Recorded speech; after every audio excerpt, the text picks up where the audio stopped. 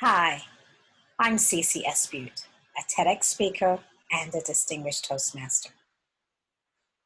All the time I get asked the question, Cece, how do I write a speech? Where do I start? And the truth of the matter is that at some point or another, we all get stuck writing a speech. So it's not even delivering a speech. You don't even know where to begin writing a speech.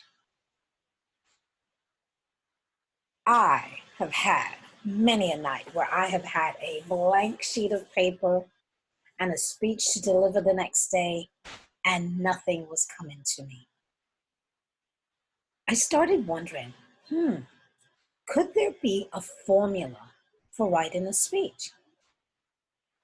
Now, I've been blessed over the years to have had many, many great mentors, and I have taken 5 of their best tips and come up with, I think, a pretty good formula for writing a speech.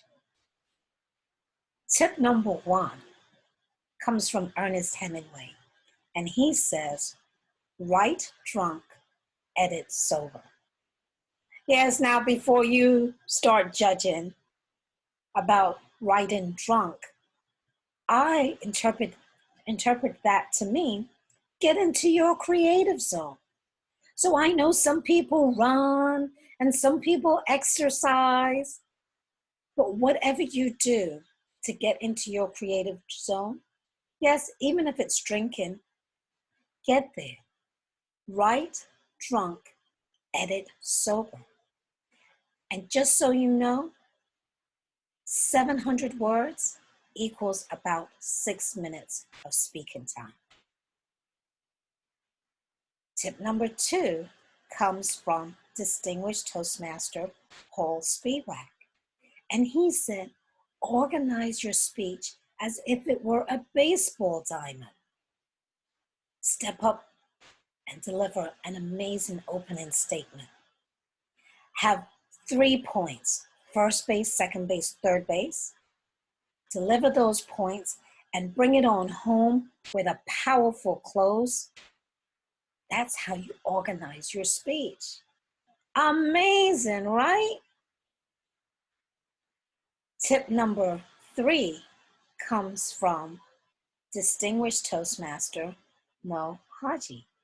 And he said, use your senses. Let the audience feel what you felt, experience what you experienced. What did you hear? What did you see, smell, taste, or feel? Use those senses in your speech and bring your audience in. Let them experience it with you. Moving along, tip number 4 comes from another distinguished Toastmaster, Marcia Sims. And she said, can your speech pass the so what test? Now that's the question that your audience is going to be asking as they're listening to your speech. So what? Who cares? What's in it for me? Those are the questions that are in their mind. See, you have to use words like we and you to include your audience. If you just use I words, it separates you and the audience. So use words that include your audience and make sure that there's some benefit for them. Tip number 5 comes from Lisa Nichols. And she said, don't leave your audience in the valley. Bring them up out onto the mountaintop. Give them some hope. Because while you may be speaking and it's therapy for you, you don't want to leave your audience needing therapy after they hear you. So give your audience some hope. So I've used these tips and I've written some pretty amazing speeches. Of course, one of them was my TEDx speech. And I thought, how can I put the CC spin on this? How can I make this formula personal to me? And I came up with the power of the pause. And it's that moment of silence when you say something that gives your audience a chance to catch up with you and process what you were saying. I have a friend, Joseph Tapper, who talks about when he was kidnapped.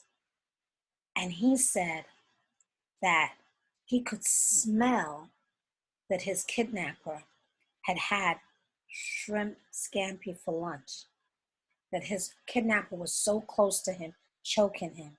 He could smell that, the shrimp scampi. And then he paused and gave us a chance to process what he was saying. So that's how you can use that tip and all the other 5 to deliver an amazing speech.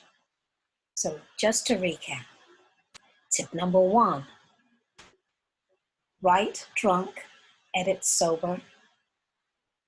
Number 2, organize your speech as a baseball diamond. Number 3, use your 5 senses. Number 4, can your speech pass the so what test? Number 5, give your audience hope. Don't leave them in the valley. And number 6 from me, use the power of the pause. Thank you.